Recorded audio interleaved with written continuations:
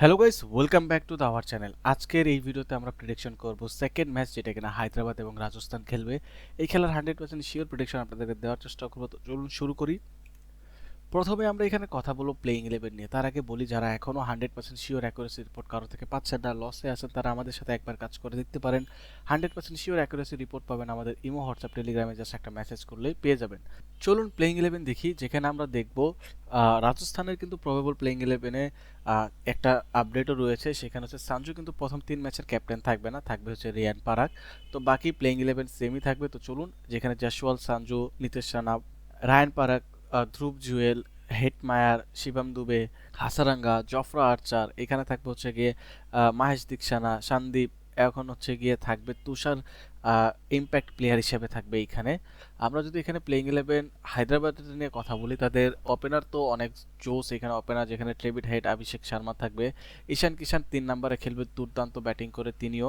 বাকি রইল এখানে নীতিশ রেড্ডি, হ্যান্ডি ক্লাসিং, অভিনব মনোহর, এখানে থাকবে সচিন বেবি, প্যাট কামিন্স, সে ক্যাপ্টেন অবশ্যই দলের, ভালো বলারও সে একজন, হার্ষেল পাটেল, এখানে চাহল থাকবে, আহ, মোহাম্মদ শামি থাকবে এবং হচ্ছে অ্যাডেন জাম্পাকে তারা অ্যাজ আ ইম্প্যাক্ট প্লেয়ার হিসেবে খেলাবে।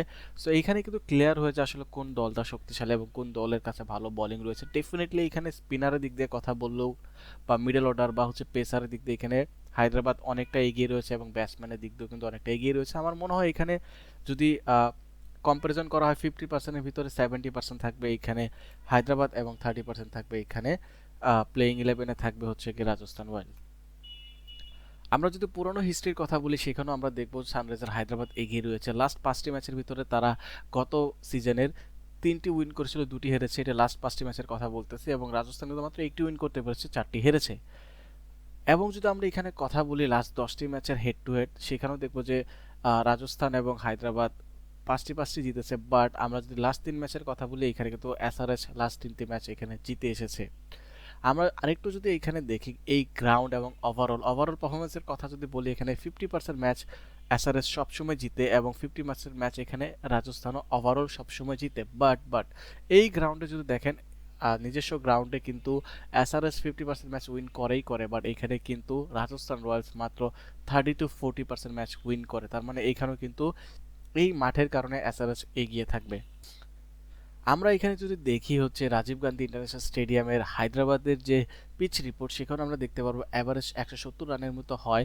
এবং সেকেন্ড, এখানে যারা হচ্ছে ব্যাট করে বা ফাস্ট বোলিং করে, তারা এখানে 60% ম্যাচ উইন করে। এবং এখানে পেসার এবং স্পিনার দুইজনেই কিন্তু উইকেট নিয়ে থাকে। সো এখন কথা বলি কে জিতবে টস, কে জিতবে ম্যাচ এবং কত রান হবে। তার আগে আবারও বলি, যদি আপনারা 100% শিওর অ্যাকুরেসি প্রেডিকশন পেতে চান, তাহলে আমাদের এই ইমো হোয়াটসঅ্যাপ নাম্বারে মেসেজ করতে ভুলবেন না, সেখানে আপনারা 100% পেয়ে যাবেন।